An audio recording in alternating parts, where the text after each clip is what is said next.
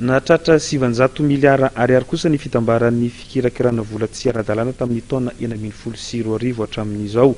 Hoy ny Italia Jeneraly ny Samifina Andriamatolona amina boto tsara.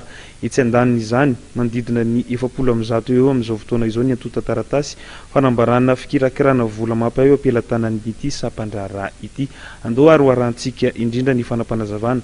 Mety ny Italia Jeneraly ny Samifina mandidina izay fikirakirana vola tsy ara-dalàna izay.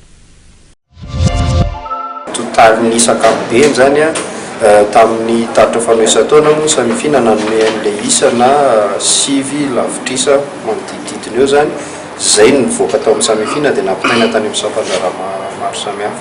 Izy io ohatry ny efa mahazatra antsika moa dia miainga avy amina fanomezam-baovao na fanambarana avy any amin'ny banky zay no anomboan'ny Samifina fanadihadiny. Anatina atota-taratasina fanadihadina zany misy fampiasana banky ohatra fampiasana orinasa tena misy na saritsarina orinasa dia izay indrindra zany ilana ny fiofanana ohatran'izao mba hafantatra hoe inona avy ny fomba ataon'ireo olona zay mamotsy vola na manotokotom-bola mba hanafenany ny vola zay azony avy amin'ny asa ratsy nataony.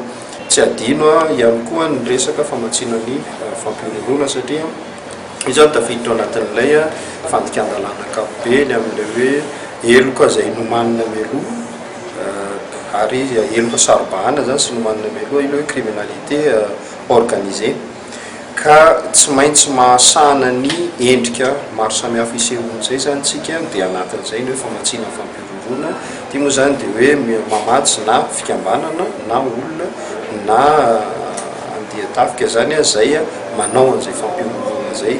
Ny firenena rehetra voakasiky ny famatsiana fampiroroana ary tsy afaka mianontsika hoe any amin'ilay firenena everina fa teny hitrangan'ilay tranga fampiroroana rery no misy an'izay fa indraindray ny firenena ohatra ny Madagasikara rehefa tsy mametraka an'ireo fepetra izay hoentina zany misoroka dia andrindra no anaovan'ny olona hampandaloviny any zany ilay vola hoentiny mamatsy asa fampiroroana.